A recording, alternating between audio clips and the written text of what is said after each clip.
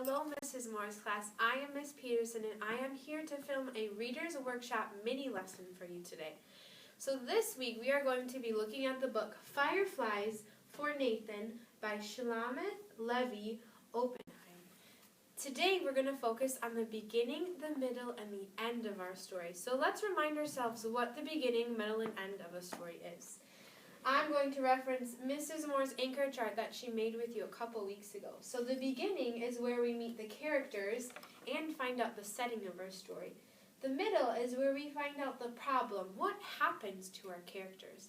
And then the end, we find out how that problem got solved and how the characters are different than they were at the beginning of the story.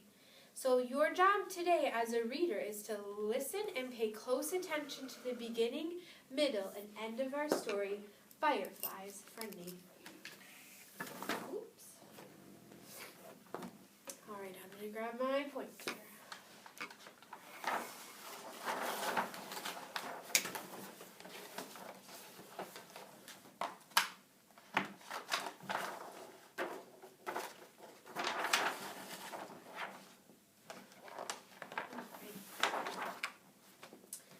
Nathan asks, when Daddy lived here, was he little like me?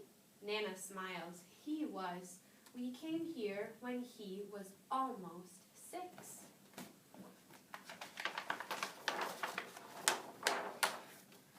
I'm 6 already, Nathan says. You are, and Nana kisses Nathan on the cheek. What was Daddy's favorite thing to do when he was 6? Nathan asks. Nana thinks and thinks. Fireflies, she says. So first graders, if we think back, the beginning of our story is when we meet the characters and the setting. So I've noticed so far that we met 3 important characters, Nathan, Nana, and Nathan's grandpa, Poppy. And I also noticed the setting, but I'm going to go back to this page. Because I saw in the picture that they are at a house, and it looks like they're in the forest because I see lots of trees. So that's the beginning of our story. We met the characters and found out the setting. Let's keep reading. When night came on, the 3 of us, your Poppy too, would creep across the lawn just when the fireflies began to star the grass. Your Daddy caught a few, 3, 4, or 5, enough to make a shining lamp. I know exactly where the jar has been. Nathan jumps up. Please, Nana, let's go in and get the jar. It's almost night.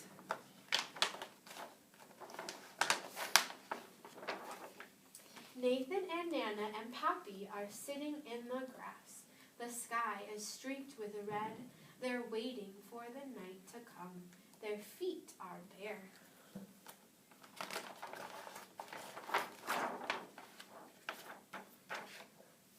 A ladybug begins a journey over Nathan's toes.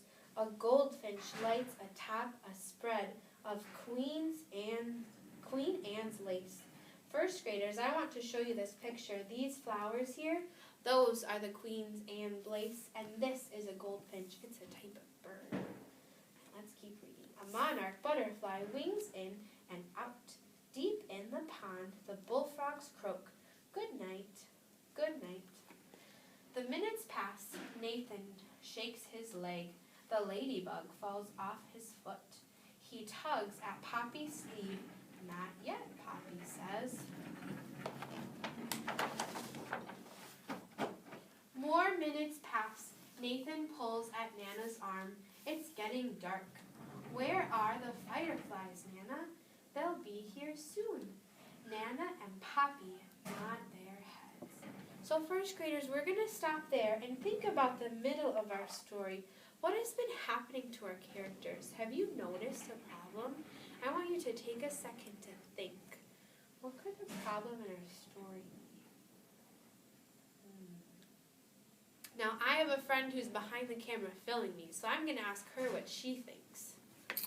Well, I'm thinking because he was pulling on their sleeves, he's kind of getting like a little restless or impatient. He can't wait anymore. Yeah, he's so excited to catch those fireflies. I would agree. Is that what you were thinking, first graders?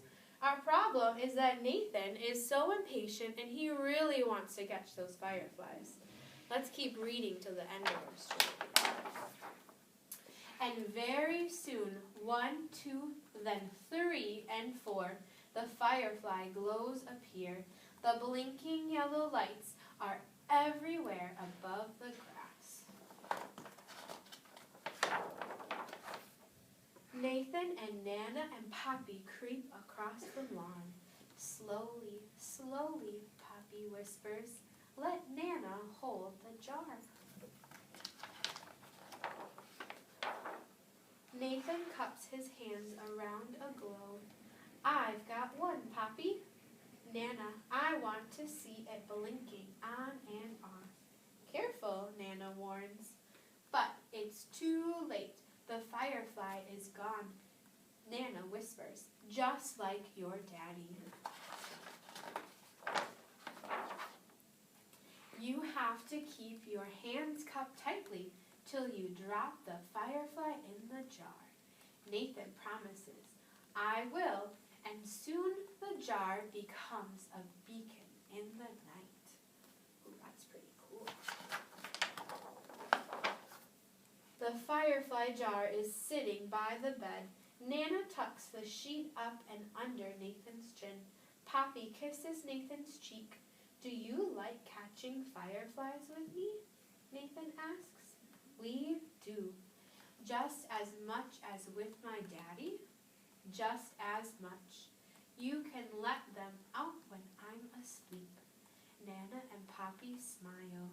That's what your daddy always said. I'm going to tell Mommy and Daddy all about catching fireflies with you. Nathan yawns and lays the firefly jar beside him on the pillow. He presses his cheek against the glass. Nana, I'm glad you saved the jar. And so are we. Nana and Poppy tiptoe from the room. And so are we. And that's the end of our story. So now we need to think back. Let's pull up our chart. We talked about the beginning, who the characters are, what the setting is. The middle of our story, our problem. Now we've reached the end of our story. So how is the character different than they were at the beginning of the story? And how is that problem that we talked about solved? Take a minute to think. How is Nathan different? How is our problem solved? What do you think, my camera woman? Well, I think that he really knows like what his dad did when he was little, and I think that made him feel really good.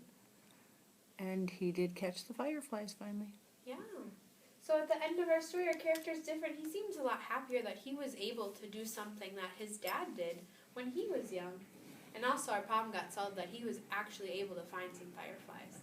And many of them too, a whole jar full. So first graders, that is our story, Fireflies for Nathan. We are going to continue working with this book tomorrow, but I have a job for you to do. So if you are reading a book at home, I want you to think about the beginning, the middle, and the end of your story at home. So what I really want you to focus on is the beginning, but see if you can try and tell the middle and the end also. And that is your job for today, first graders. Thanks for listening to our story. Thanks, and share what you find out with your parents or a friend.